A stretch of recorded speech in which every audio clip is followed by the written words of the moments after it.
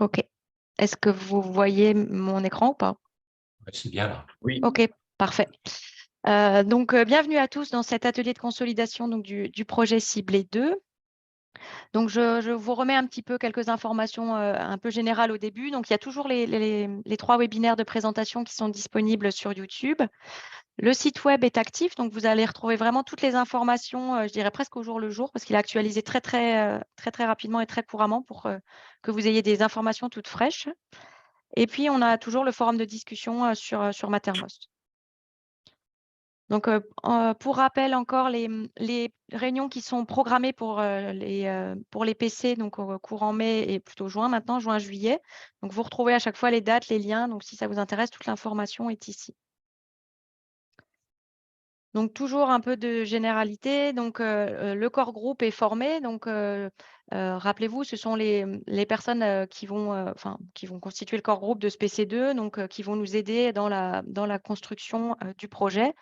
Donc, avec Eric, on les remercie déjà d'avoir accepté. Donc, Nathalie Breda, Johannes Guillemot, Mireia Gomez-Gallego, Hervé Jactelf et Philippe Defic. En termes de calendrier, donc, on a fait les 2 webinaires de lancement et d'expression d'intérêt. On arrive maintenant dans la phase de consolidation et donc il y aura 4 ateliers de consolidation sur lesquels je reviendrai en fin de présentation avec un peu plus de détails.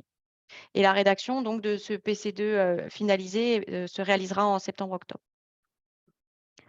Donc, concernant les expressions d'intérêt, donc Eric l'a dit, on en a reçu 74. Alors, mes stats s'arrêtent vendredi à 10 h, donc j'en ai 72 dans mes statistiques, mais donc 72 expressions d'intérêt qui ont été formulées, alors très diverses. Vous voyez la répartition par tâche. Donc, certaines tâches sont très bien représentées, donc notamment la 2, en fait, c'est là où on a le plus d'expressions d'intérêt. Je précise que la somme ne fait pas 72 parce qu'il y a beaucoup d'expressions d'intérêt qui se situent dans plusieurs tâches. Donc c'est normal. Et puis des tâches qui sont un peu moins représentées, qui vont être la tâche 1 et 4, mais qui malgré tout, comme vous voyez, ont plus d'une dizaine d'expressions d'intérêt, donc largement du contenu en tout cas pour faire fonctionner ces tâches.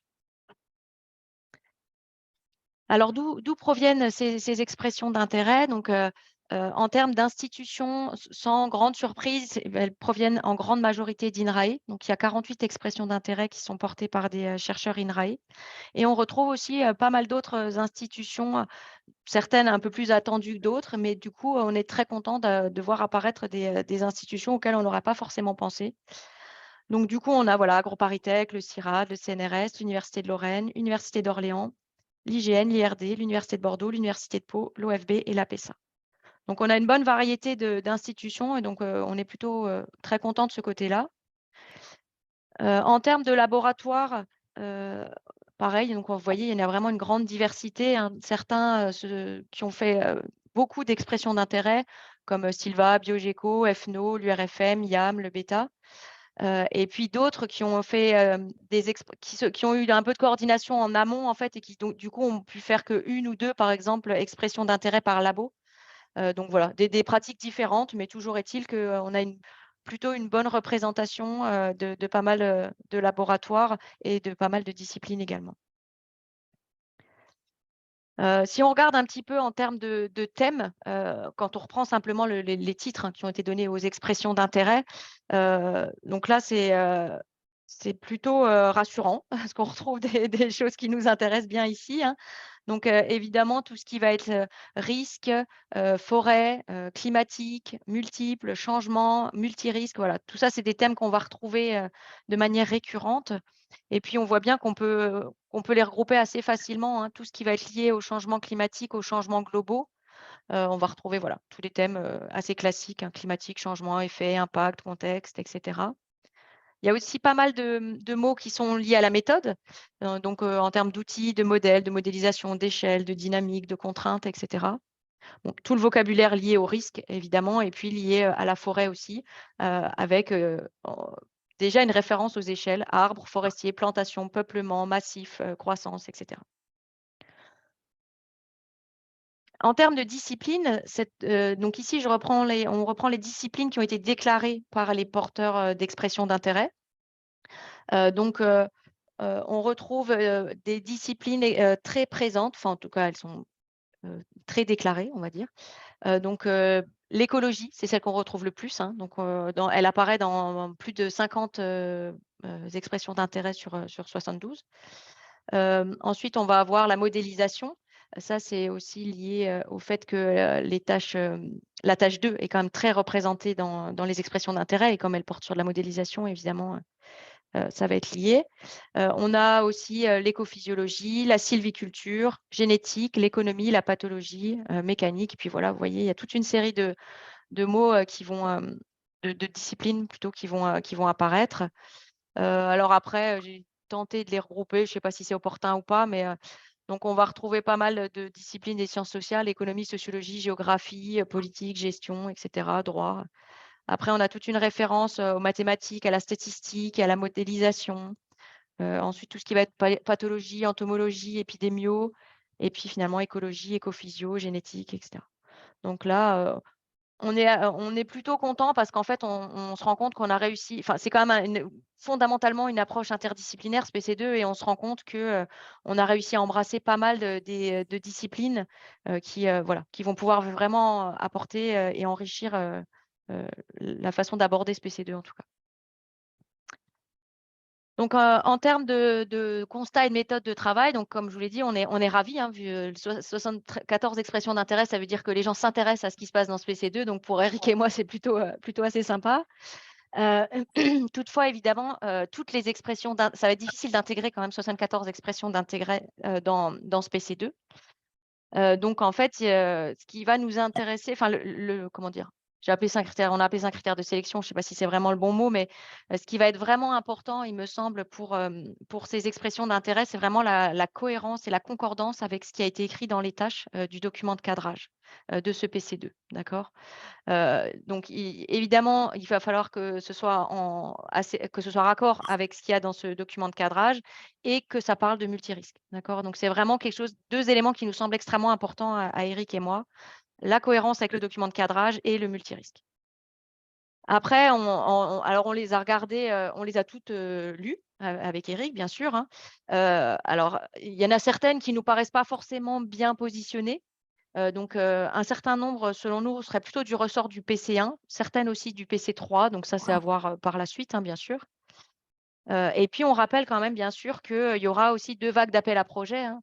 Tout si voilà, si vous ne retrouvez pas forcément votre idée dans la rédaction finale de ce PC2, pas d'inquiétude. Il y aura ensuite des appels à 2 vagues d'appels à projets ANR, pour venir un peu justement, bah, aborder les thématiques qu'on n'aurait pas pu faire apparaître dans ce PC2. Et donc évidemment, la méthode, c'est de la co-construction, hein. C'est bien pour ça qu'on réalise ce genre de réunion. On est là pour co-construire ensemble, ce PC2, et donc on le verra par la suite, mais les prochains ateliers seront, vraiment, sous forme de groupe de travail par tâche, pour réussir justement à construire ces tâches. Et peut-être un dernier élément, c'est que, là où vous avez déposé votre expression d'intérêt, vous pouvez voir ce que les autres ont déposé. Donc vous pouvez consulter les 74 expressions d'intérêt qui ont été déposées, et il nous semble à Eric et moi, et ainsi qu'au corps groupe, hein, qu'il y a des rapprochements possibles, voire pertinents. Et donc on vous encourage vraiment à aller voir, ce qu'ont fait les collègues, et voilà, et à vous rapprocher d'eux si vous pensez vraiment qu'il y aura un intérêt à travailler ensemble. Donc la suite, pour nous, on est ravis. On a, identifié des personnes qui vont être animateurs de tâches et qui ont, accepté donc de travailler avec nous sur ce PC2. Donc il nous reste à identifier un animateur de tâche, pour la tâche 1. En revanche, donc pour la tâche 2, Mireia a accepté d'être animatrice. Pour la tâche 3, ce sera Johannes, la tâche 4, Philippe, et la tâche 5, Christine. Donc on les remercie d'avoir accepté d'être animateurs de ces tâches et de travailler avec nous sur la consolidation de ce PC2. Et donc l'idée, la suite pour nous, hein, c'est toujours ça, c'est d'essayer d'identifier un peu des thèmes qui pourraient servir à découper les tâches, en sous-tâches, évidemment. Avec un petit bémol, on met un petit attention, en fait, il va pas s'agir de faire un résumé, hein, des expressions d'intérêt pour écrire une tâche. On va chercher à être beaucoup plus englobant et beaucoup plus généraliste. Donc évidemment, ces expressions d'intérêt vont nous inspirer, hein, pour rédiger, et pour, consolider ce PC. Mais évidemment, il ne s'agit pas simplement de faire un résumé, ça va bien au-delà. Et donc l'échéance, c'est, octobre pour ce PC2, consolidé. La dernière slide s'intitule « La suite pour nous et pour vous ». Donc, comme je l'évoquais tout à l'heure, les prochains ateliers de consolidation seront animés par tâches. Donc, le 15 juin à 14 h, on aura l'atelier pour la tâche 3 et la tâche 4, donc qui seront en parallèle. Donc, si vraiment vous êtes intéressé par les deux, essayez de voir si un collègue peut participer à l'un des ateliers et vous à l'autre, enfin, essayez de voir avec les collègues. Le 19 juin à 14 h, nous aurons l'atelier de la tâche 2 et le 27 juin à 9 h, on aura en parallèle un atelier pour la tâche 1 et la tâche 5. Le dernier créneau, le 6 juillet à 9 h, est en fait un atelier interne au PEPR Forest où on va surtout aborder les liens entre les différents projets ciblés. Donc voilà, j'ai terminé. N'hésitez pas si vous avez des questions, la discussion est ouverte. Eh ben, écoute, merci Marielle. Donc, non pas pour te paraphraser, mais pour reprendre quelques éléments un petit peu clés sur la méthode qu'on propose, c'est que finalement, le travail de co-construction va se faire lors des webinaires qui sont vus comme des groupes de travail organisés par tâche, avec un animateur qui fera de l'animation non seulement pendant ce webinaire, mais aussi, vous l'avez compris, pendant les jours qui précèdent et les jours qui suivent, cette fois-ci à distance sur le net, et avec les plateformes collaboratives qu'on vous propose, de façon à ce que ce travail de co-construction puisse se faire, pendant lequel vous allez identifier les tâches sur lesquelles vous souhaitez vous positionner, les tâches qui sont dominantes dans les expressions d'intérêt que vous avez formulées, et vous allez consulter sur le site web les collègues qui se sont positionnés sur la tâche équivalente, de façon à avoir un petit peu le panorama de ce qui est proposé et d'essayer de vous ajuster ensemble pour arriver à une proposition cohérente qui serait l'émanation de plusieurs expressions d'intérêt. Donc, ce qui sera formulé à la fin dans le document sera finalement quelque chose dont les expressions d'intérêt seront les briques de base, mais où on ne retrouvera pas forcément les expressions d'intérêt en tant que telles. On n'est pas du tout dans un processus de go-no-go où on va dire à certains vous n'êtes pas dans le sujet ou vous feriez mieux de proposer votre expression d'intérêt dans un autre PC ou un appel d'offres.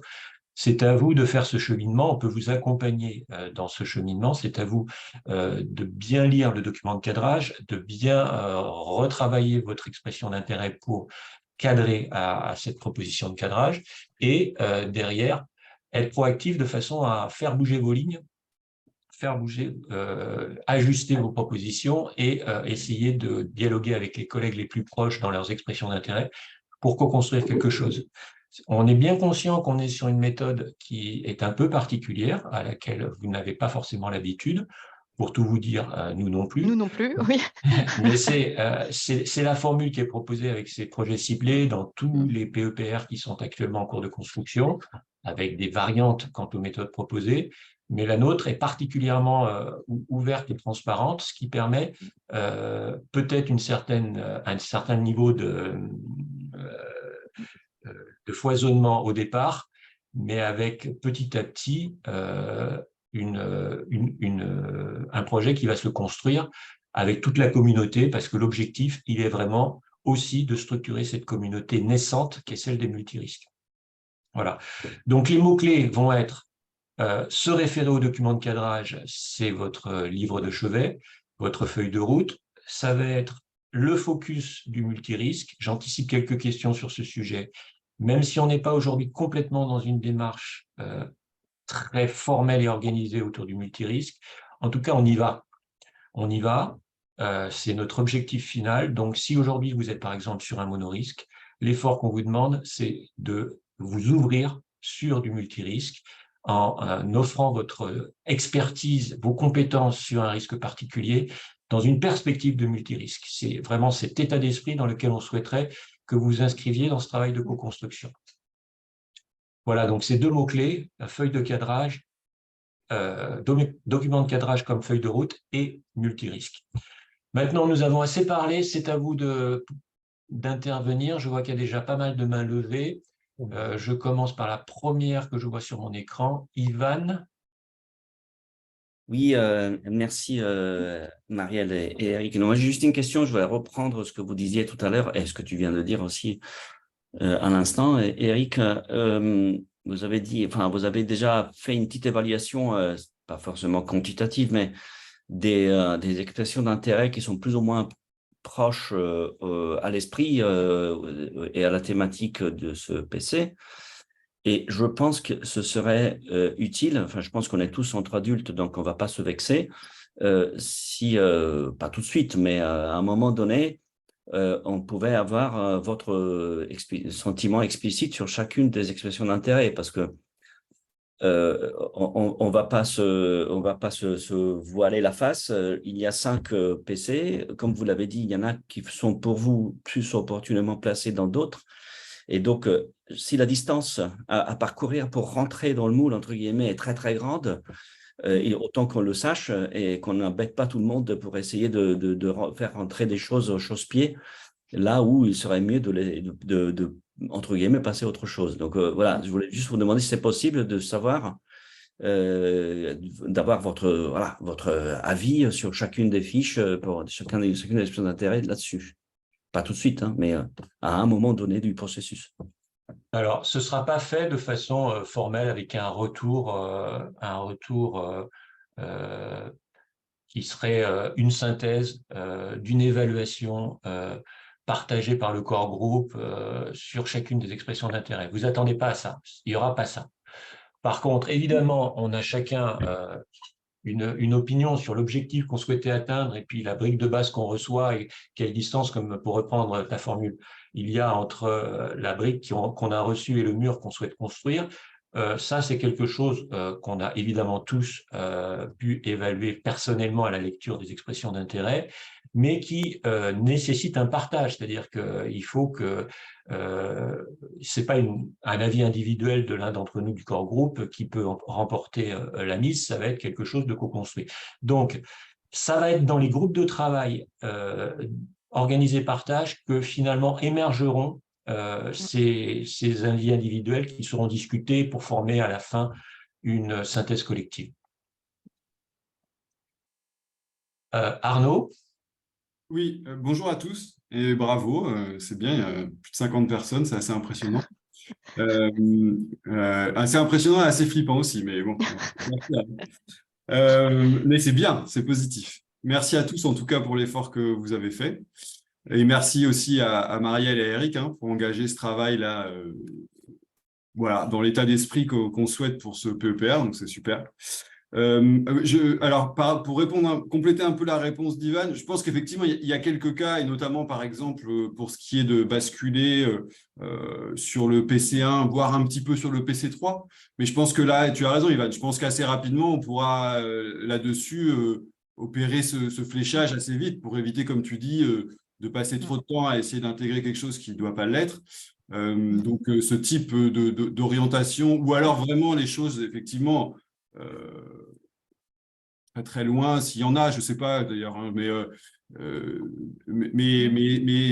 je partage effectivement ce que disait Eric, c'est-à-dire que je pense qu'il faut aussi laisser la chance à ce processus de maturation à l'échelle des tâches, que chacun puisse un peu bouger ses lignes éventuellement, et puis de lui-même, comme disait Ivan, on est grand, hein, personne ne va se vexer, on peut comprendre qu'il y a un projet commun à construire, voilà, que le travail il doit se faire aussi dans ce sens-là. Mais effectivement, je pense que pour les cas qui sont notamment PC1, assez rapidement, Eric et Marielle ont bien identifié un petit groupe où effectivement ce sont plutôt des manifestations d'intérêt qui feront écho potentiellement à ce qui va sortir dans le PC1. Alors ça aussi, on est bien conscient, j'en profite pour le dire, c'est pas l'idéal. Ça aurait été beaucoup mieux si les PC évoluaient au même rythme, si on avait un PC1 qui était aussi avancé que le PC2, etc. Voilà. Il se trouve que c'est pas comme ça, on fait comme on peut. Mais par contre, on a quand même une petite idée autour de quoi ça va tourner et on a déjà vu quelques propositions. Et donc, effectivement, pour gagner du temps, on va certainement aller dans ce sens-là. Et puis, comme on le disait, le but n'est pas d'avoir un go-no-go. Nous, on veut aussi collectivement que porter tout ce que vous avez proposé. Et pareil, tu l'as évoqué, Eric, mais nous, on est déjà engagé avec Christophe à essayer d'organiser la suite qui vont être les appels à projets ouverts, hein, qui vont arriver assez rapidement en 2024.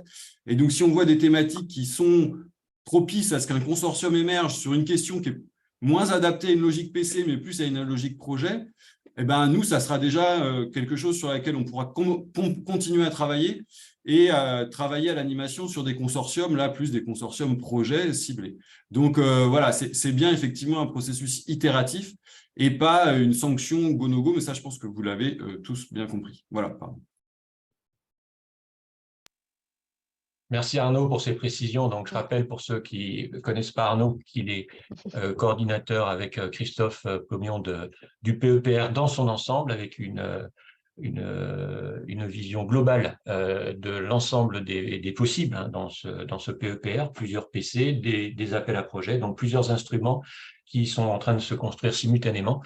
Et c'est important d'avoir cette cartographie, ce mapping général du projet pour pouvoir éventuellement réorienter sa proposition et se resituer. Est-ce que d'autres personnes souhaitent prendre la parole? Je passe en revue les mains levées. Oui, Damien Ries.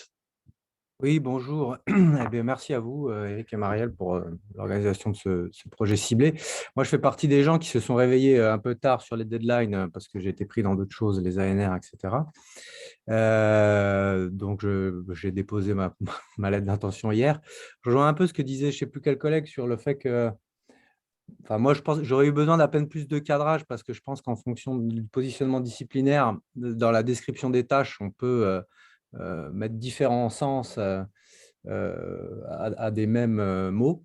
Mais si je comprends bien la méthode, là, j'ai regardé un peu, moi, hier, ce qui avait été déposé. J'ai vu qu'il y avait au moins 3 ou 4 propositions d'intention qui intégraient du temps long dans l'analyse des multirisques ou des multiperturbations, enfin, ou des perturbations multiples, pardon, du temps long et du couplage temps long modèle, éventuellement. Donc là, ce que vous nous invitez à faire, c'est juste après cette réunion, à se coordonner entre ces 3-4 propositions et aller directement vers les porteurs de tâches. C'est comme ça que vous voulez procéder, que je comprenne bien. Oui, c'est ça, c'est tout à fait ça. Mais en essayant de mieux vous positionner au possible par rapport au document de cadrage. C'est-à-dire, on a eu un certain nombre d'expressions d'intérêt où il n'y avait pas de référence aux tâches. Donc là, ça pose un problème parce qu'on ne sait pas. Voilà. Donc là, il faut vraiment faire l'effort de lire le document de cadrage et essayer de savoir où est-ce qu'on se situe le mieux. Et même si possible, quand on est sur un continuum qui peut représenter une approche projet qu'on propose comme expression d'intérêt et qu'on est positionné sur plusieurs tâches, prioriser ces tâches pour savoir plutôt dans quel groupe de travail on va intervenir, où est la dominante de ce que l'on propose. Alors, c'est pas possible dans tous les cas et on ne l'impose pas, mais il faut au moins faire cet effort d'aller vers une tâche dominante pour pouvoir peut-être participer au bon groupe de travail quand, par exemple, il y a des groupes de travail simultanés. Oui, mais donc ça veut dire… C'est bien ce que tu dis, Damien. C'est bien le tableau général, c'est notre récap à tous. On peut y voir les positionnements en tâches des collègues. Du coup, on peut aller chercher aussi sur les mots-clés, sur les disciplines, un certain nombre de critères pour essayer de faire le lien avec d'autres expressions d'intérêt proches de la sienne. OK. Bon, on va maintenir ce tableau à jour et le plus précis possible pour que ça vous aide dans les recherches de partenariat. J'imagine, juste une dernière question, quand même pour avoir votre sentiment, ces approches qui incluent du temps long, quand je vois les titres des tâches, c'est plutôt vers la tâche 3, j'imagine qu'il faut se tourner. La tâche 3, alors tout à l'heure, Marielle a eu un lapsus. Ouais, je me suis rendu compte en le disant. Voilà, donc la modélisation, c'est la tâche 3. C'est la 3, et non pas la tâche 2. La tâche 2, c'est plutôt le monitoring. Donc, s'il s'agit de monitorer le temps long par des approches paléo et autres, c'est plutôt la tâche 2. Hein. Mais quand on monitore, on le fait avec un but. Et le but ici, c'est de comprendre les multicausalités des risques. Hein. Donc, il faut bien toujours avoir en tête le focus final qui est de contribuer à un projet sur le multirisque. On ne fait pas du monitoring pour faire du monitoring, quoi. Sinon, on va dans le PC3.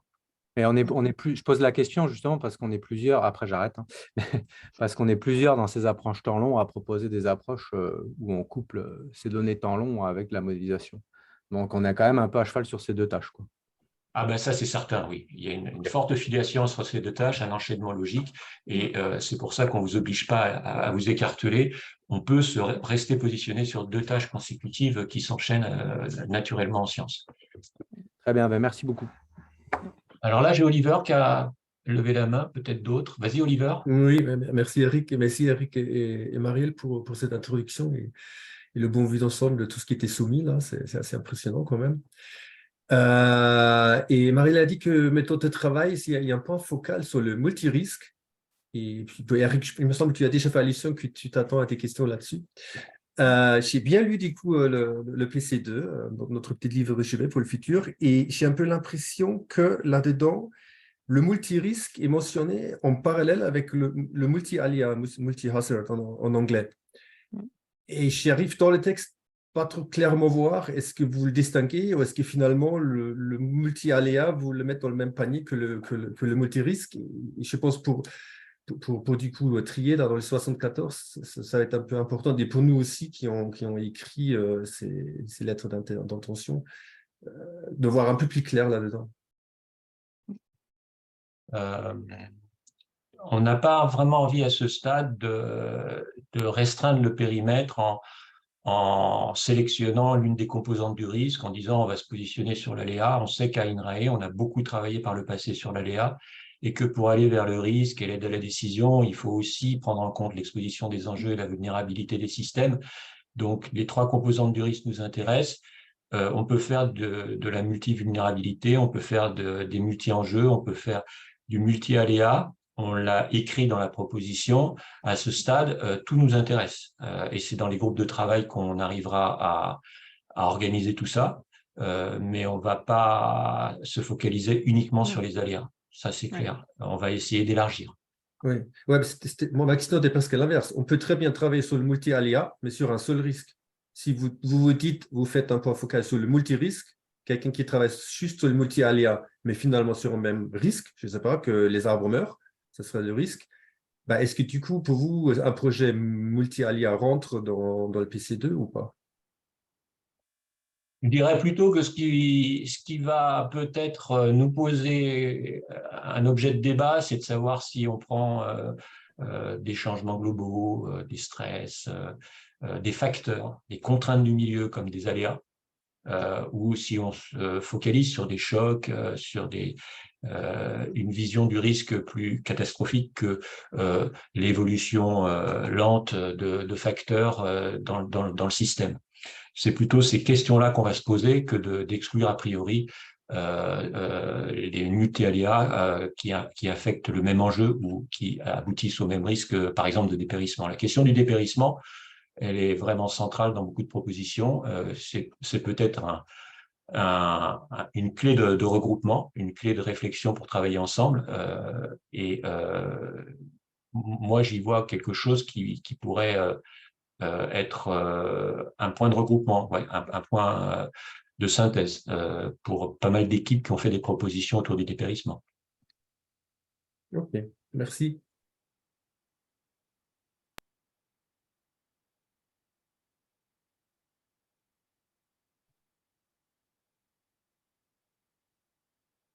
Alors, je ne vois pas d'autres questions. Est-ce qu'il y a des… Oui, il y a Marion. Ah, attends, je ne vois pas. Oui, je viens juste de lever la main. Bonjour à tous. Bonjour. Moi, je m'interrogeais, parce que j'ai pas vu le terme de biodiversité dans le document de cadrage. Bon, j'ai quand même fait une expression d'intérêt là-dessus. Je me demandais si la perte de biodiversité faisait partie des risques à prendre en compte dans les multirisques ou pas, ou si ça relèvera plutôt des appels d'offres plus ouverts en dehors des projets ciblés. Mon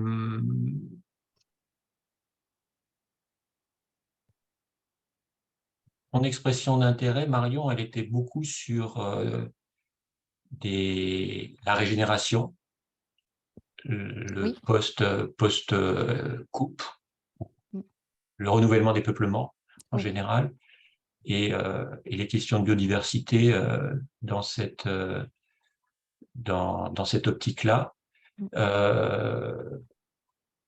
Faudrait discuter avec Georges Künzler qui va animer le PC1, mais à partir du moment où on est vraiment sur des questions très bien formulées de renouvellement, est-ce que tu n'es pas embarqué naturellement dans le PC1? Oui, a priori, ce serait plutôt du ressort du PC1.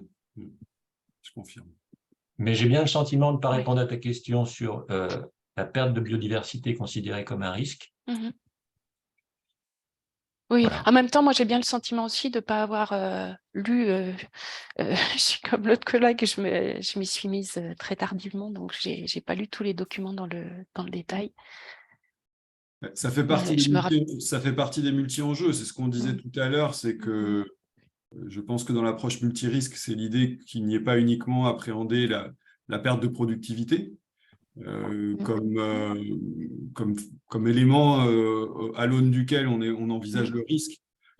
Ça peut être aussi un risque de perte de biodiversité qui peut être associé. Mais comme le disait Eric, ça nécessite d'être couplé derrière avec des questions, une approche multirisque. Voilà.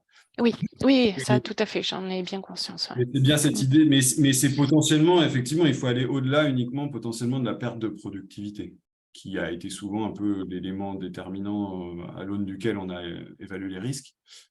Donc ça contribue à élargir le spectre d'une approche risque. Là, en l'occurrence, comme Marion propose les méthodes de renouvellement qui permettent de maintenir la biodiversité, on est vraiment dans la gestion du renouvellement au sens de la résilience. Oui, complètement. Oui. Donc, moi, je le vois très bien dans le PC1. Oui, ça ira très bien dans le PC1. Christophe. Les questions aussi de... Bonjour à tout le monde. Bonjour Christophe. Les questions liées effectivement au dépérissement, en fait, on va voir qu'il va y avoir des conséquences terribles sur l'hétérogénéité des peuplements, des paysages. Et les stocks de bois mort, en fait, qui vont être consécutifs à ces dépérissements, ils vont avoir aussi peut-être un effet moins attendu, mais positif pour la biodiversité. Donc, ce n'est pas une question aussi simple. Il faut toujours être nuancé quand on parle de dépérissement, de biodiversité associée. À mon avis, ça relève vraiment d'une question bien précise, bien focalisée sur le lien entre risque et biodiversité. Alors, ça peut ou pas être dans le PC, ça peut être l'objet d'une réflexion et justement d'une animation scientifique en tant que telle. Parce que là aussi, pour les appels à projets collaboratifs, on va passer par une approche animation scientifique, pas par des appels à manifestation d'intérêt chiffrés des uns et des autres qui risquent de mal se passer au final, Donc moi, sur ces questions très, très compliquées, complexes, moi je vous invite à les poser. Elles relèveront peut-être pas d'un projet ciblé qui vise quand même à structurer des communautés, et notamment autour de questions scientifiques, autour de modèles, autour d'infrastructures, qui vont à leur tour permettre de nourrir des projets collaboratifs. Merci Christophe. Alors, j'ai plusieurs mains levées. Je ne sais pas qui était en première. Antonello, peut-être? Oui, merci. Tout d'abord, merci pour l'organisation de ce épisode. Je participe à notre PC et ça, je le trouve très bien encadré, très bien organisé. Et sous cette question, donc vous avez prévu des tâches, des meetings entre les tâches, mais comment vous pensez de faciliter la mise en relation des groupes des différentes tâches?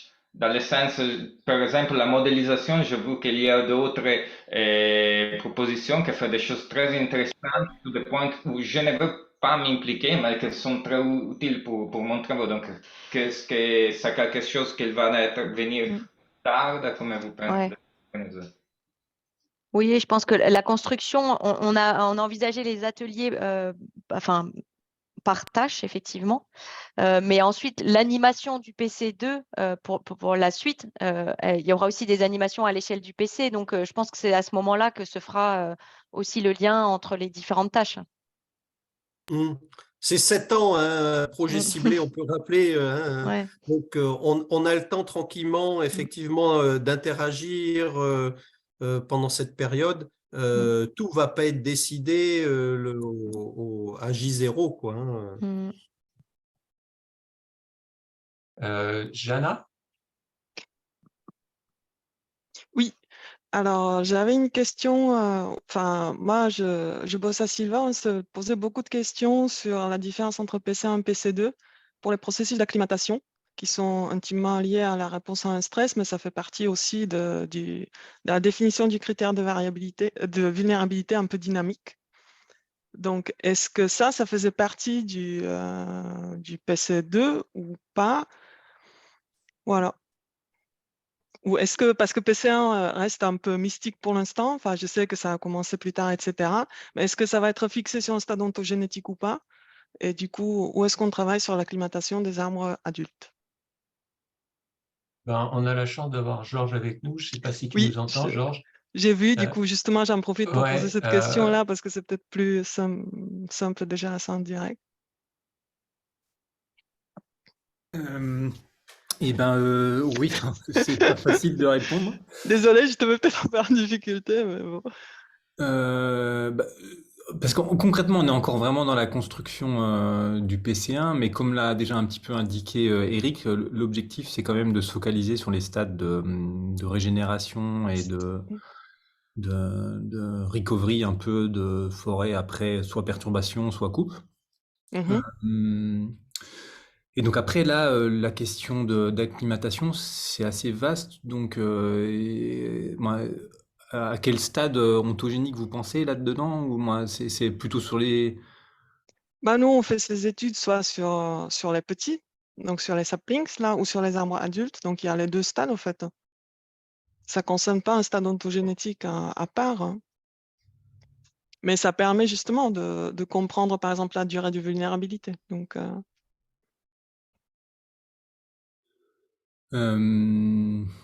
c'est vrai que c'est pas facile de répondre à ce stade-là. Moi, il me semble que ça Moi, je pense que, Georges, on n'exclut aucun processus écologique ou évolutif. Non, je pense pas, mais c'est vrai que l'acclimatation, la plasticité phénotypique, comment elle est génétiquement contrôlée et puis qu'elle intervient, ces processus interviennent dans la régénération, ça fait partie du scoop du PC1, quoi. Tout à fait, mais au même titre que la migration des propagules, leur transport, voilà, donc... Tout à fait, mais ce qui est un peu compliqué, c'est que finalement, l'acclimatation, ça peut aussi être un facteur de diminuer la vulnérabilité à plusieurs risques au stade adulte. Donc, oui, c'est les deux, oui. Voilà, donc, ça me paraît difficile de donner une réponse hyper claire sur est-ce que ça doit aller directement. Moi, contrairement à Eric et Marielle, j'ai pas lu toutes les contributions du tout du PC2 là, donc je sais pas exactement ce qui a été proposé par Silva là-dessus. Mais je ne sais pas ce qu'en pense Eric, mais j'imagine qu'une certaine partie d'acclimatation en termes d'augmenter la résistance à des risques multiples pourrait aussi rentrer dans le PC2. C'est pas exclu, hein, tout à fait. Nous, on a réparti les trucs, du coup, mais bon, je voulais être sûr, du coup, où ces processus sont inclus, ou pas. Bon, clairement, Marielle et moi, on n'est pas spécialistes de toutes les disciplines qui se sont exprimées dans ces expressions d'intérêt. On n'a pas forcément l'expertise scientifique pour opérer des arbitrages. C'est pour ça qu'on s'est fait aider de collègues spécialistes du plus large spectre possible. Et ce que l'on souhaite aussi, c'est que vous-même, porteur d'expressions d'intérêt, vous nous convainquiez de l'opportunité de travailler sur ces questions-là pour aller vers le multirisque.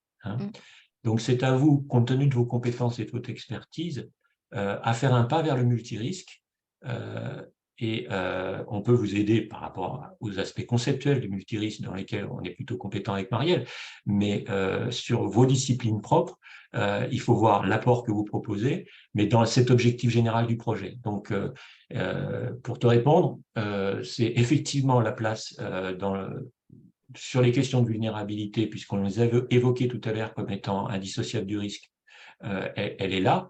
Maintenant, il faut bouger pour aller Nous, vers le on va vers le multirisque. multirisque, ça pose pas de problème, mais il faut Voilà. aussi des développements en fait, sur le risque unique pour bien les inclure, parce que sinon, on inclut des mauvais paramètres. En fait. Voilà. Voilà. OK. Oui, ça, c'est Très le bien. cas de beaucoup d'expressions d'intérêt qui partent Ouais. du risque, parce qu'en fait, c'est beaucoup de gens qui travaillent déjà sur le risque et qui vont s'orienter vers du multirisque. Mm. Donc ça, c'est classique. On part souvent du risque en disant, voilà, maintenant, on va étendre et on va vers le multirisque. Et c'est cette démarche-là qui nous intéresse avec Eric aussi, vraiment de faire sortir un peu de la zone de confort et d'essayer de tendre vers cette dimension multirisque. OK, merci.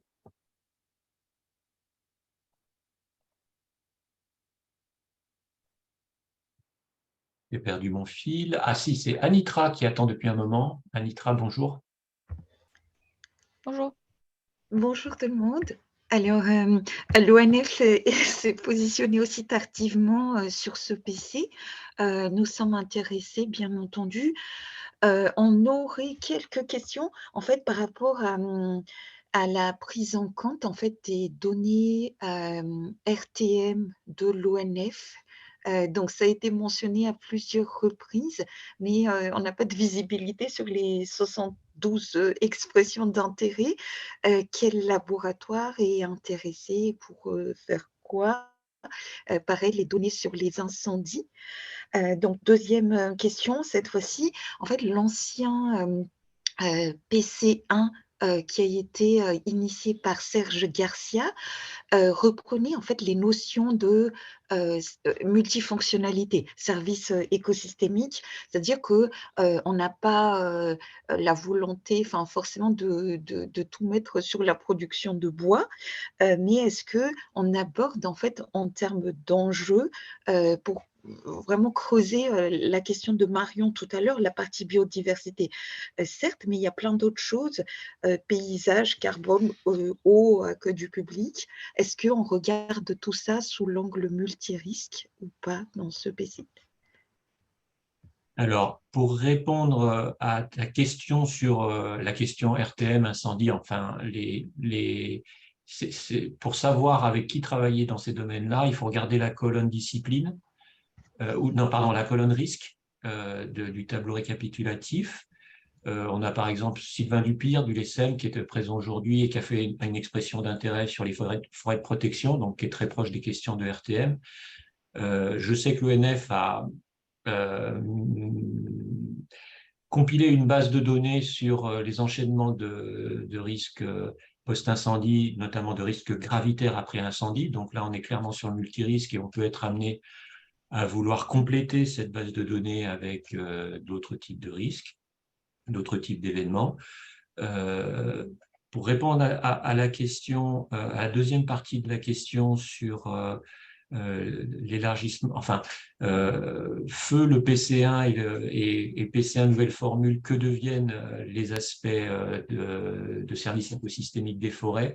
Là, je vais peut-être passer la parole à Christophe ou à Georges. Je pense qu'ils seront mieux que moi où ces problématiques-là ont été resituées.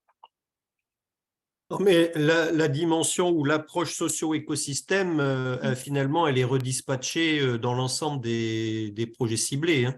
Donc, elle n'est pas partie.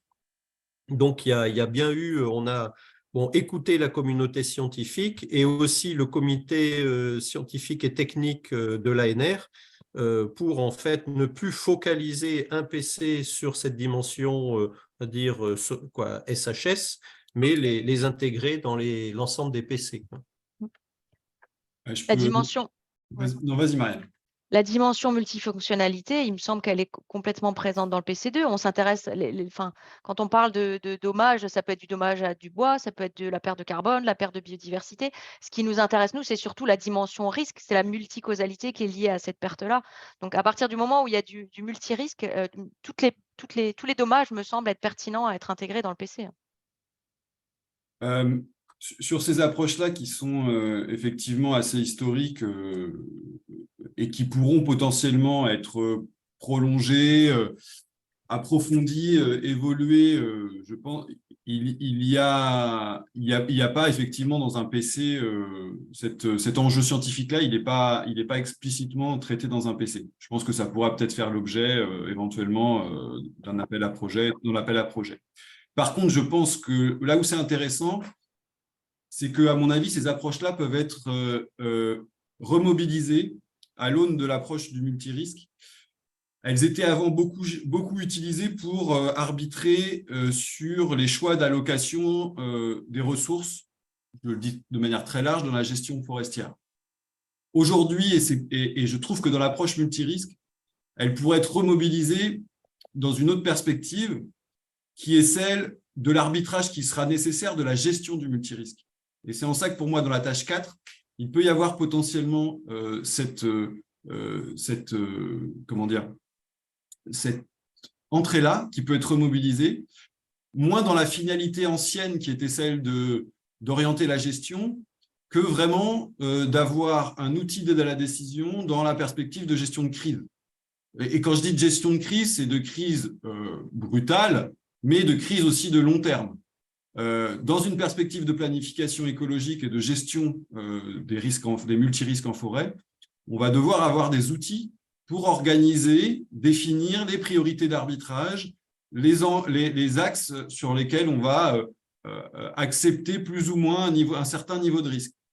Et je crois que cette perspective-là, qui est totalement différente, mais qui nécessite les mêmes outils analytiques et scientifiques, en tous les cas, qui peuvent être mobilisés dans cette perspective-là, pour moi, ça rentrerait dans la tâche 4. Alors, je ne pense pas qu'on ait aujourd'hui explicitement ça, mais moi, je serais très favorable à ce que ceux qui travaillent sur ces approches-là tentent de les remobiliser pour la gestion de l'incertitude. Et de couplage planification écologique et gestion de l'incertitude avec des outils d'analyse multicritères un petit peu multi-enjeux, nous permettant de mieux gérer la crise, les crises longues, les crises courtes, les crises brutales, les crises de long terme. Je pense que ces outils de la décision seraient bienvenus à ce niveau-là. Voilà. La vision que j'en ai, même si aujourd'hui on n'a pas vraiment d'expression d'intérêt en ce sens-là, je pense qu'il y a un vrai challenge scientifique à remobiliser ces compétences scientifiques-là et à les intégrer dans des approches un petit peu multicritères qui puissent faire écho aux travaux de modélisation qui seront faits par ailleurs sur la dynamique des forêts. Voilà.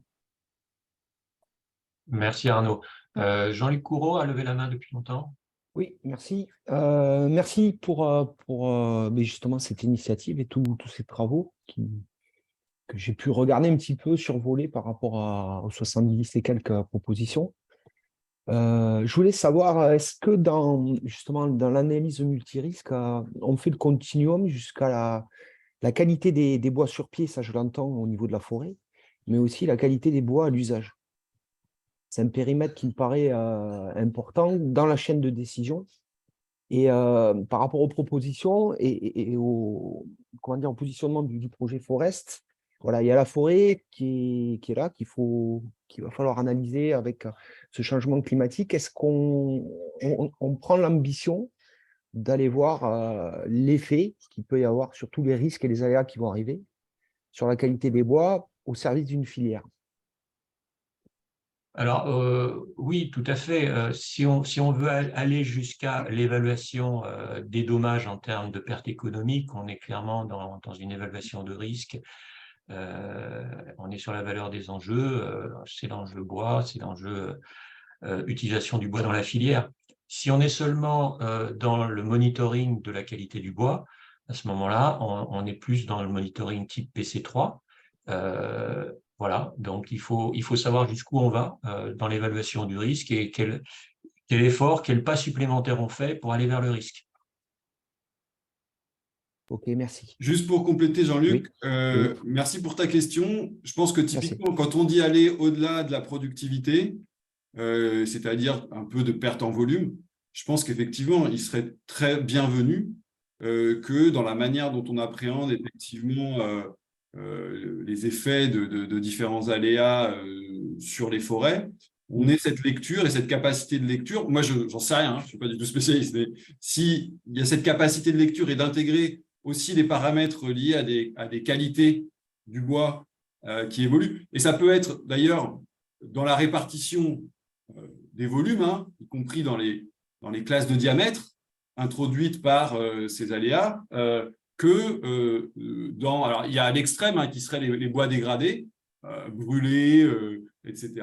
Mais il y a, je pense, une gamme aussi d'appréhender la manière, l'effet sur les paramètres dendrométriques des bois touchés et des paramètres liés aussi à la qualité des bois, si on est capable de faire le lien entre ces paramètres-là et les attendus des chaînes de valeur de la transformation derrière. Donc pour moi, ça va dans tout à l'heure, on parlait d'élargir la productivité à la biodiversité, ça va aussi à avoir des éléments sur la qualité des bois. Ok, merci. Ivan, de nouveau. Oui, merci Eric. Excusez-moi, j'essaie de comprendre un peu pour les disciplines auxquelles je suis plus proche de comment on va s'orienter. J'essaie de faire, je vais faire une blague, je fais un peu comme la souris dans le labyrinthe de Labo qui essaie de prendre des informations droite à gauche pour trouver son chemin, arriver à la sortie. Et je profite du fait qu'il y ait Arnaud, Christophe, Georges. Georges, j'ai l'impression que tu auras un peu la pression là. Je sens que tu vas avoir la pression pour définir ça va pas être facile pour toi dans les semaines qui viennent, j'ai l'impression. Mais, merci pour ton soutien, Ivan. Merci. Mais je te soutiens, je compatis. Je suis solidaire.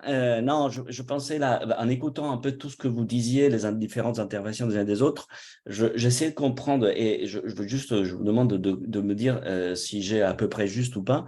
En ce qui concerne les processus qui sont derrière les variations de niveau de biodiversité, que ce soit infraspécifique ou interspécifique au niveau communauté, etc. J'ai comme l'impression que pour tout ce qui n'est pas multirisque, enfin, tout ce qui n'est pas spécifiquement sujet à gérer, à aborder la question du fonctionnement en multirisque, et ce qui n'est pas monitoring, j'ai comme l'impression que ça va plutôt aller vers le PC1, que ce soit régénération, j'ai entendu parler de régénération, plasticité à niveau individuel, etc. Est-ce que ce que je ressens là, c'est plutôt vers ce vers quoi on va s'orienter, ou je me trompe complètement? Donc c'est moi qui dois répondre là. Non, je ne sais pas, mais j'ai un peu peur que ce soit un peu toi, mais je ne sais pas. Globalement, hein, donc, je répète, hein, on est encore dans la phase de construction du PC1, donc c'est loin d'être complètement calé, quoi. Donc c'est parfait pour répondre. Mais l'objectif, c'est quand même vraiment de se focaliser sur cette phase de régénération et de recovery en se disant que c'est vraiment une des phases clés dans la manière dont on va adapter les forêts futures, avec des choix écologiques, des processus écologiques importants, mais aussi des choix sociétaux, quoi. Donc, en effet, c'est aussi par rapport à tout ce qui est adaptation, sélection, Christophe l'a déjà dit, c'est une phase vraiment clé sur les processus de sélection. Donc oui, ça me paraît quelque chose qui rentre largement dans ce qu'on veut développer dans le PC1. Après, je me rends pas bien compte, est-ce qu'il n'y a pas aussi des processus qui se jouent pas que à ce stade-là, qui peuvent être importants, en particulier sur la résistance à des perturbations multiples qui peuvent pas rentrer après, quoi. Donc voilà, moi je répète un peu, pour moi la différence pour l'instant, c'est surtout un petit peu sur les stades dans la dynamique forestière. Est-ce que tous les processus évolutifs importants sont que dans les premiers stades? Je sais pas, c'est un peu à toi de le dire finalement, ça. La réponse est non, mais Non, ouais. non, mais Je suis d'accord. Ouais. La question, c'était pour moi, c'était comprendre. Excuse-moi, après je me tais. C'était vraiment comprendre si l'angle d'attaque processus biologie des populations, y compris plusieurs populations de plusieurs espèces qui interagissent, est un peu dans la fibre, dans le coloris du PC1. Voilà. Si c'est là qu'on retrouve ce genre qu'on pense qu'on va retrouver ce genre d'angle d'attaque. Voilà, c'est juste ça. Moi, je dirais qu'il peut en avoir dans le PC1, mais il peut aussi en avoir dans le PC2, parce que les risques, ils touchent aussi des forêts avec des structures en taille qui mélangent différentes espèces. Donc, clairement, j'en sais rien, les risques incendies, les risques tempêtes, ils sont dépendants du mélange d'espèces, de la structure en taille. Donc, Ouais, complètement, on confirme. Dans la partie solution, un certain nombre de pratiques qui permettent de renouveler la gestion des forêts pour prendre en compte les risques et le changement climatique s'orientent effectivement sur des forêts mélangées, etc. Et là, on est dans le PC2. Et il faut peut-être rappeler aussi quand même que Forest, il est construit autour de 4 défis scientifiques, challenges scientifiques, à partir desquels on a défini des projets ciblés, on définira des appels à projets collaboratifs. Donc, parmi ces défis, il y en a un effectivement sur comment favoriser l'adaptation, la résilience, puis les capacités d'atténuation des écosystèmes forestiers. Et dans ce challenge scientifique, en fait, il y a un certain nombre de priorités qu'on a discutées. Hein. Tu faisais partie d'ailleurs, Ivan, en fait, des discussions préliminaires, hein, tu te rappelles. Et il y en a une vraiment qui est centrée sur les processus écologiques et évolutifs de l'adaptation pour maintenir le fonctionnement des écosystèmes forestiers et puis les services qu'ils produisent, quoi. Donc, dans ces processus écologiques et évolutifs, tu retrouves un peu tout ce que tu as dit, quoi, à des stades de développement des arbres différents. Hein, voilà.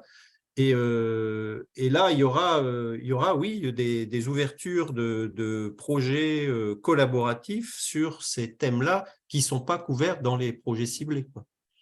Donc, on ne peut pas tout mettre dans les projets ciblés non plus. Oui, je rebondis sur Christophe pour des… ce qu'on demande aux porteurs de PC, ce n'est pas d'englober toutes les demandes de la communauté et de réussir à tout mettre dans la boîte. Ce qu'on veut, c'est qu'il y ait un élément central et un vrai projet scientifique autour du thème d'un PC. Et donc, c'est la même chose qu'on a demandé à Georges, hein, ce travail-là de travailler sur quelque chose qui se tient, en quelque sorte. Et sa commande n'est pas d'intégrer tout le reste, parce que vu qu'ils arrivent les derniers, ils vont se retrouver avec tout ce qui n'a pas été pris ailleurs et désintégrer. Donc, ce n'est pas du tout ce qu'on leur demande de faire. Et on assumera voilà, de dire, bah non, il y a une cohérence qui est intégrée, il y a peut-être des choses qui ne rentrent pas, parce que de toute façon, le but des PC n'était pas d'englober l'ensemble de nos défis scientifiques, comme l'a dit Christophe, hein, on a défini des défis scientifiques très larges, et pour cela, on a plusieurs outils, plusieurs façons de le faire. Et donc, les PC, il faudra assumer à un moment donné qu'ils font des choix aussi, des choix pour garder une cohérence scientifique autour du thème. Et on le sait, hein, que sur le PC1 et le PC2, il y a, je pense, et Yana l'a dit tout à l'heure, hein, je pense que la question de l'acclimatation, il faudra qu'il y ait vraiment une réflexion là-dessus, parce qu'autour de cette question de l'acclimatation, on va vraiment poser la tension entre le PC1 et le PC2. Et je pense que voilà, c'est à réfléchir posément, comme l'a dit Eric tout à l'heure, hein, il y a un travail à faire collectivement et on compte sur vous pour le faire de la manière la plus pertinente possible, mais en ne laissant rien de côté, encore une fois. S'il y a des choses et si on voit qu'il y a potentiellement plus un objet de consortium à monter sur un thème, eh ben, faisons-le remonter très vite et nous, on fera en sorte que cette thématique portée par ce consortium qui a émergé de ça, puisse être évalué par nos pairs dans le cadre de la procédure ANR et de la procédure de sélection des projets. Donc voilà, je voulais un peu dire aussi, voilà, la commande de Georges n'est pas de récupérer tout ce qui reste, mais par contre de construire effectivement un projet structuré autour d'un objet scientifique ambitieux et original. C'est ça qu'on attend. Merci Arnaud. François attend depuis un moment. Oui, non. Alors, moi, ce n'est pas des questions, c'est plus des réactions, commentaires qui me viennent. Je ne sais pas si c'est très pertinent, mais à entendre ça. D'abord, la remarque de Christophe, donc on est un peu sur le temps long de la recherche, donc 7 ans. Et puis aussi, en parcourant rapidement, je vois qu'il y a des projets qui sont certains qui sont déjà très ciblés sur des cas, des enjeux très identifiés, très précis, d'autres qui sont plus dans la méthode, dans l'approche, avec une certaine… Et je me demandais si dans la construction, il n'y aurait pas un enjeu à construire le cadençage dans le temps des opérations et définir des étapes un peu peut-être en disant, bah, voilà, il y a des étapes qui peuvent être d'illustration de cas, puis peut-être des étapes alors dans des approches plus méthodo de gestion du multirisque. Alors ça peut être en amont, proposer des méthodes qui seront testées sur des cas, ou au contraire en aval, en intégrant l'expérience de plusieurs cas. Enfin, voilà, définir un cadençage. Et est-ce que donc dans le temps, dans chaque tâche et aussi entre les tâches, parce que peut-être que ça peut être un moyen de régler la question que soulevait Antonello des interfaces entre les tâches, c'est-à-dire qu'à un moment donné, des activités de la tâche 1 vont rencontrer la tâche 3, enfin la discussion entre modèle et monitoring, par exemple, le cas de… Voilà, donc alors je ne connais pas très bien par cœur, j'avoue, le document de cadrage, bon, j'ai quand même lu, mais je ne sais pas si cette notion de cadençage dans le temps.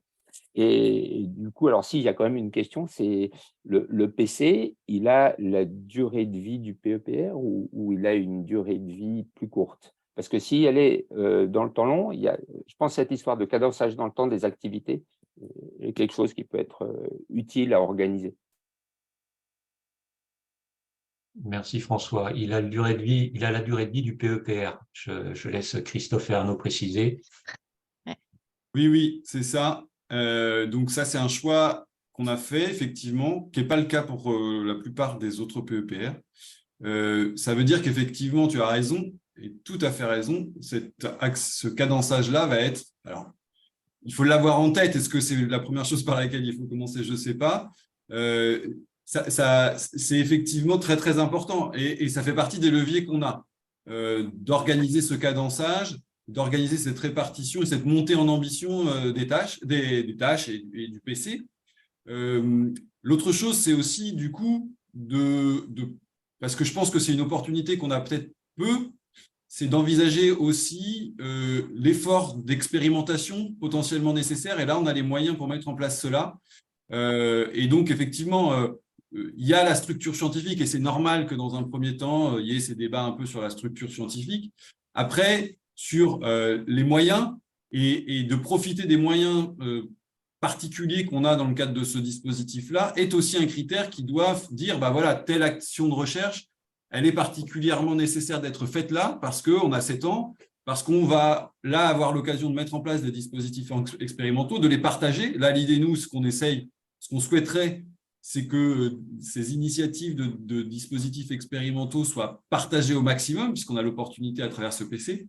Donc, effectivement, cet outillage particulier du PC, elle est à prendre en compte comme quelque chose de positif.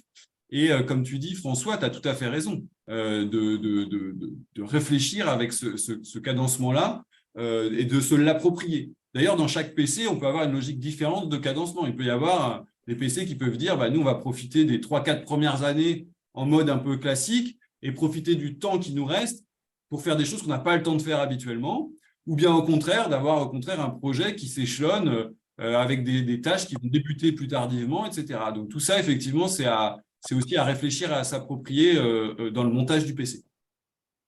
Si je peux juste répondre. Alors, je ne sais pas si on dit cadençage ou cadencement, du coup, j'ai un doute.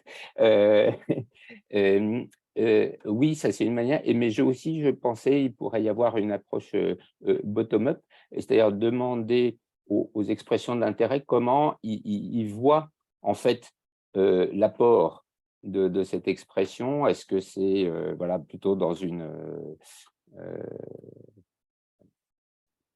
approche initiale ou dans une approche intégrative, voilà.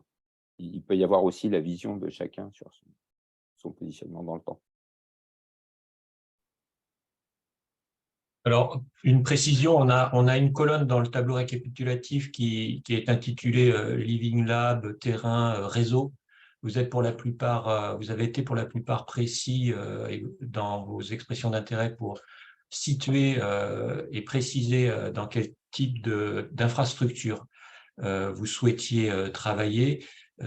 C'est extrêmement varié, hein. Il y a beaucoup de terrains et de réseaux qui sont proposés, mais il est clair que ce temps long est l'opportunité de soutenir ce qu'on n'a pas forcément l'occasion de soutenir habituellement, qui sont les suivis de long terme. Et pour cela, on aura tendance à... ça, c'est une position de principe, mais qui peut évoluer. Mais a priori, on aurait tendance à s'inscrire dans les réseaux déjà bien établis et qui font l'objet d'infrastructures qui ont une feuille de route type ANAE, type ICOS, type INSILVA. Et donc, je vous encourage de regarder où les collègues se sont positionnés pour voir si des regroupements sont possibles dans cet objectif-là. Ouais, la remarque de François est importante à plusieurs titres. C'est pour moi la façon, quoi, elle relève de la question de la façon dont on fait de la recherche. Et du coup, on a bien posé la différence, quoi. On a phosphoré sur cette thématique entre projet et programme de recherche. Donc, avec ce temps long, donc on dispose d'un programme. Donc, évidemment, c'est décliné en projets, hein, soit des projets ciblés qui sont pensés ensemble, hein, ou qui sont issus d'appels à projets. Mais en tout cas, ce qu'on veut y mettre, parce qu'on va travailler sur du temps long, c'est commencer par une réflexion, je dirais, collective, et du coup, bottom-up, et faire en sorte que finalement, on prenne notre place dans une histoire commune, qu'on a cette opportunité de le faire dans les PEPR. Peut-être que ce n'était pas la philosophie au départ des PEPR, mais prenons cette chance-là, quoi. Donc, on espère que les projets au sein d'un projet ciblé, les sous-projets, ils seront un peu, on va dire, plus poreux que d'habitude, que ce qu'on a l'habitude de voir, quoi. Que ça facilite du couplage, hein, donc les interactions au fil de l'eau entre les tâches vont pouvoir voilà, apparaître. Et ça va être nécessaire pour développer de toute façon des approches qui doivent être systémiques, holistiques, hein, pour traiter la question des risques multiples ici, quoi. Donc voilà, et en plus de ça, on peut y rajouter que ça va stimuler la cohabitation disciplinaire et donc tout simplement intégrer différents types de raisonnement dans le traitement de ces questions, quoi. Bon, voilà, je voulais juste rappeler quand même cette chance qu'on a de faire de la programmation de la recherche sur du temps long. Merci Christophe. Bérangère, tu as levé la main. Oui, effectivement, merci beaucoup. Okay, excusez-moi, j'ai des grèves de crèche et cantine, donc il y a peut-être du bruit derrière, je m'excuse par avance. Donc moi, j'ai plutôt une approche paléo au départ, paléo-modélo, donc Damien Rius en a parlé un petit peu déjà. Je me posais un peu la question, parce que sur nos approches, évidemment, on se pose des questions, évidemment, on fait du changement climatique long terme, donc voilà, 10 000 ans, 20 000 ans, on va regarder ça aussi notamment à des perturbations type feu, herbivorie ou autres. Donc, on s'inscrit pleinement dans les discussions qui sont en cours en ce moment. Par contre, effectivement, on a soit une approche qui est ciblée sur une zone d'étude, donc on va plutôt cibler une zone d'étude, soit on va se mettre plutôt sur un type de synthèse, on va dire, de données, et donc aller travailler sur ces synthèses de données. Et là, c'est vrai que j'ai un peu du mal à voir ce qui vous intéresserait, en fait, au final, dans ce PEPR. Est-ce que c'est traiter la forêt à l'échelle française, voire européenne, et du coup plutôt s'inscrire dans des synthèses long terme qui peuvent amender toutes les recherches qui sont faites par ailleurs par vous-même, ou est-ce que c'est au final aller plus creuser des questions sur des zones clés, type par exemple la Méditerranée, que je connais un peu mieux parce que c'est celle que j'étudie, et que c'est là qu'on peut peut-être apporter le plus de plus-value quelque part par rapport à vos projets, si vous pouvez répondre, ou si ça nous trop la réponse, je ne sais pas trop. Je crois qu'il faut faire chacun un bout du chemin. Une réponse à chaud qui n'est peut-être pas pertinente, mais que ces travaux sur le temps long permettent d'aller vers des régimes de perturbation. Donc, voir si on est dans des changements de régime de perturbation qui peuvent avoir des effets significatifs en termes de perte de biomasse, de perte d'un certain nombre de valeurs qui sont à l'origine du calcul du risque, de l'évaluation du risque. Donc, se mettre dans cette logique-là, c'est proposé dans des démarches actuelles. Hein. On est actuellement en plein dans ces questionnements contemporains sur les changements de régime de perturbation. Mais avoir ce recul sur le temps long, ça peut nous aider à réfléchir à ce qu'on est en train de vivre en ce moment. Voilà, Ouais, juste très bien. une- Oui, bah, en fait, c'était un peu le sens dans lequel j'avais fait ma proposition, mais c'est vrai qu'après, je me suis dit, en fait, on est plus en support ou en intégratif ou en contextualisation de ce que vous faites plus vous, enfin, en tout cas, toi, Eric, parce que je connais un peu mieux ton travail. Donc, du coup, voilà, est-ce que, entre guillemets, c'est suffisant pour vous ou est-ce que vous voulez qu'on approche vraiment quelque chose qui soit autosuffisant par nous-mêmes et qu'on aille plus loin de notre côté. Et dans ces cas-là, effectivement, on va se trouver à faire vraiment paléo-modélo obligatoire, quoi. Non, mais cet aspect, essayer d'accrocher d'autres communautés, c'est vraiment ce qu'on recherche. Hein. Créer D'accord. des interfaces, à faire un pas vers l'autre, c'est vraiment ce qu'on recherche dans un projet comme celui-là. Donc, il ne faut pas rester dans ces schémas habituels, il faut plutôt s'ouvrir. Ah ben super, génial. Top. Merci, Eric. Oui, le PEPR, il n'a pas vocation pour remplacer les appels à projets des génériques de l'ANR. Hein, donc, on a aussi cette porte d'entrée qui est toujours possible. Hein. Nous, ce qu'on voudrait, c'est doubler le budget de la recherche forestière en sens large, quoi, sur les socio-écosystèmes forestiers. Donc, surtout, ben, voilà, il y a des sujets qui méritent d'être creusés. Là, bon, des approches allochroniques, on comprend leur intérêt et qu'il y a de la recherche sensu stricto très, très importante à consacrer à ça. Et je trouve qu'il y a plein de possibilités au sein des 52 de comités d'évaluation de l'ANR où ça peut se... Donc voilà, il y a une complémentarité à rechercher quand même. Hein. On ne remplace pas un système qui est déjà en place. Oui, tout à fait. Bah, écoutez, ça me rassure d'entendre ça, parce que vraiment, c'était ce que je pensais de la plus-value de la PEPR, donc c'est super. Merci beaucoup. Oui, on espère effectivement que ça double en fait. L'idée, c'est pas qu'on remplace. Alors, on sait que les capacités que tout le monde a à monter des projets, etc., bien évidemment, ce qu'on demande, c'est un effort important. Et on espère aussi effectivement que, comme dit Christophe, ce qu'on voudrait, c'est doubler les moyens, pas les remplacer. Alors, j'ai Clément Stahl qui a levé la main. Est-ce qu'on va parler de forêt tropicale, Clément? Ton On micro. t'entend pas, tu n'as pas de son. Ouais. Oui, pardon, merci. Oui, en fait, j'avais eu des discussions un peu avec Johannes, là, en amont, et en fait, on se demandait, du coup, il n'était pas vraiment clair s'il y avait une séparation entre le PC1 et le PC2 concernant les conséquences des perturbations ou des stress. Et en fait, ce qui nous paraissait bizarre, c'est qu'on avait l'impression qu'il y avait peut-être une séparation entre résilience plutôt pour le PC1 et résistance plutôt pour le PC2. Ce qui me paraissait un peu bizarre. Et en fait, voilà, juste pour savoir s'il y avait bien la compréhension du phénomène de résistance et de résilience, mais pour moi, il me paraissait plus pertinent que ça apparaisse dans les deux PC.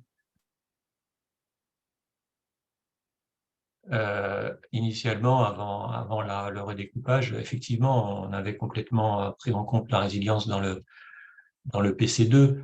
Maintenant, ce partage, il faut qu'on l'ajuste. Hein. On est encore en discussion.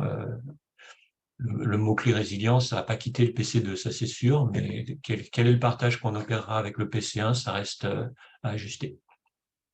Ok, non, parce que c'est vrai que ça fait... Enfin, j'aurais plutôt envie de voir le processus entier, quoi. C'est-à-dire que les conséquences du stress en termes de résistance et de résilience, et la séparation, ce serait dommage, quoi, je trouve. Mais...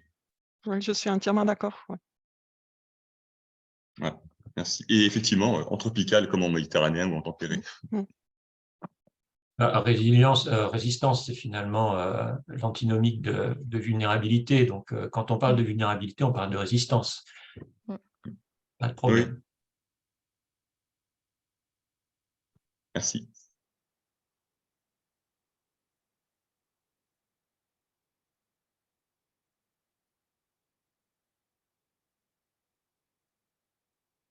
Bon, voilà, je vois plus de mains levées, sauf erreur de ma part. On va peut-être remettre la dernière diapo, Marielle, avec les dates et les lieux en termes de liens Zoom pour les prochains webinaires. Donc, on aura le 15 juin, donc c'est bientôt, hein, c'est la semaine prochaine. Le webinaire de la tâche 3, co-animé par Johannes Guillemot, Marielle et moi. Et en parallèle, le webinaire de la tâche 4, co-animé par Philippe Defic, Marielle et moi. Donc, Marielle et moi, on va se séparer entre les deux webinaires. Donc, il y aura au moins 2 animateurs par atelier. Donc, ça, c'est la prochaine échéance. D'ici là, vous avez donc une semaine pour prendre connaissance et préparer ces ateliers en allant consulter à la fois le tableau général comme première intention pour vous orienter. C'est un petit peu la tour de contrôle, hein, et qu'on va mettre à jour, hein, et que vous pouvez aussi mettre à jour dans les lignes qui vous correspondent. Si vous voyez des compléments à apporter sur les champs, c'est pas la peine d'essayer de retourner dans vos expressions d'intérêt en termes on va pas commencer à jongler avec les fiches.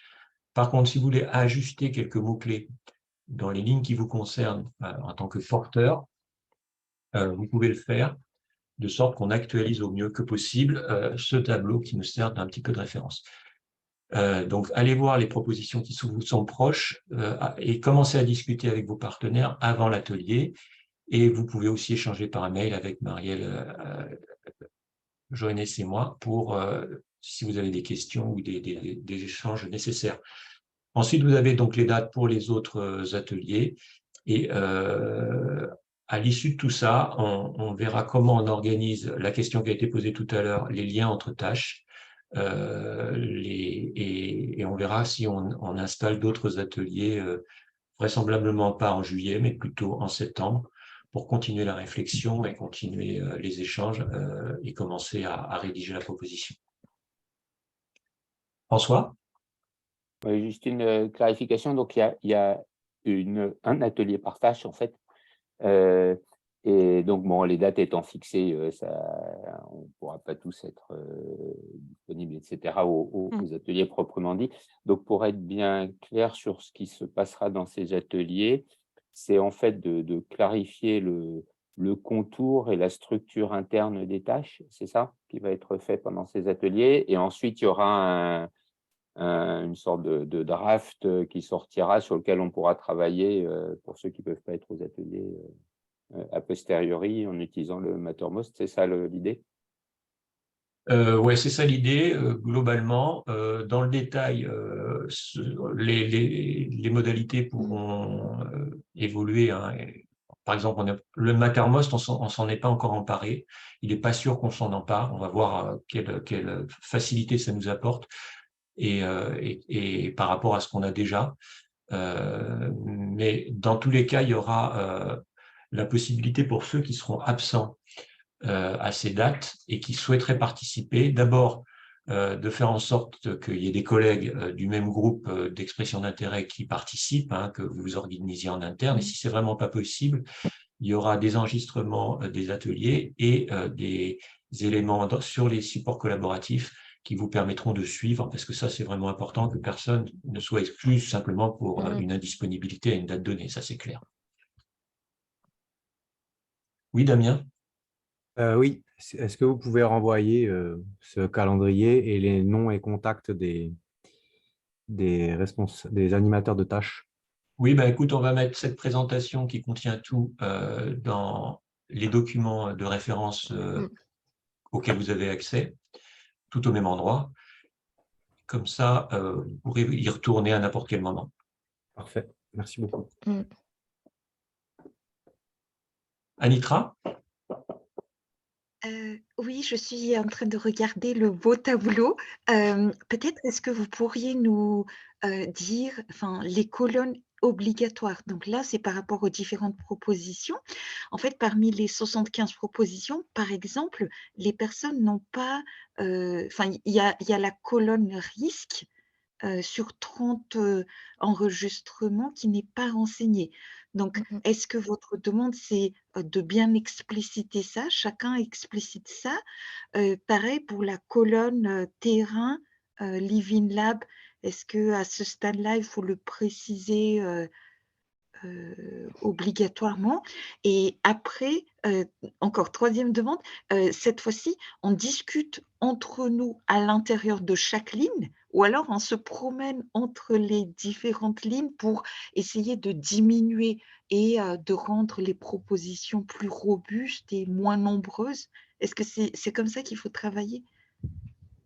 Alors oui, merci Anitra, c'est effectivement important de le rappeler. Si tout à l'heure je vous ai dit que vous avez la possibilité d'intervenir dans vos lignes pour compléter ce que nous on en a extrait de vos expressions d'intérêt pour aller les mettre dans ces lignes, c'est aussi pour pas laisser de trous. Alors il y a rien d'obligatoire, hein, mais autant que vous puissiez compléter les risques, compléter les tâches surtout, et on va peut-être mettre 2 colonnes tâches, hein, une colonne tâche prioritaire puis une colonne autre tâche, si vous pouvez opérer cette priorisation qui nous permettra de savoir quel est votre principal focus.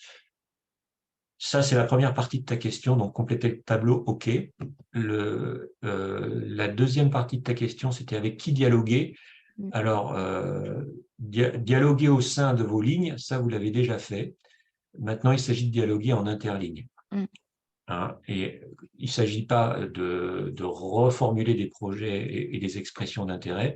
Il s'agit d'arriver au webinaire avec déjà des échanges de réaliser pour savoir un peu où vous voulez aller, avoir fait évoluer votre proposition. Myriam? Oui, comme le disait Oliver, le 19 juin, les enseignants risquent d'être très peu disponibles puisque c'est le premier jour de nos ateliers Régéfort. Donc, ça va être difficile de s'organiser collectivement si on est tous mobilisés pour les Régéforts. Ah oui, et c'est toute la journée, évidemment. Oui, oui, et ça se poursuit même les 2 jours suivants. Oui. Oui, alors ça, c'est vraiment l'épine dans le pied qu'on a tous, c'est de trouver des dates communes pour organiser ces webinaires. On ne va pas pouvoir changer ces dates parce qu'elles sont fixées depuis longtemps et annoncées. Mais s'il y avait vraiment des grosses difficultés, il faut nous le signaler et on essaiera d'ajuster en vous faisant des propositions. Commencez par voir qui pourrait quand même venir et si vraiment il y a des gros trous, on va réfléchir à des alternatives. Oui, puis alors Xavier souligne, oui, merci Xavier, qu'il n'y aura pas que des enseignants au Régéfort, puisque évidemment on ne fait pas intervenir que des enseignants. Et bien sûr. Je précise que le 19, ça ne commence que l'après-midi. Donc, si on pouvait décaler l'atelier PC2 au matin, ce serait jouable. On va regarder, mais je ne pense pas que ce soit possible. Les choses sont vraiment dans un chausse-pied, malheureusement. On va regarder.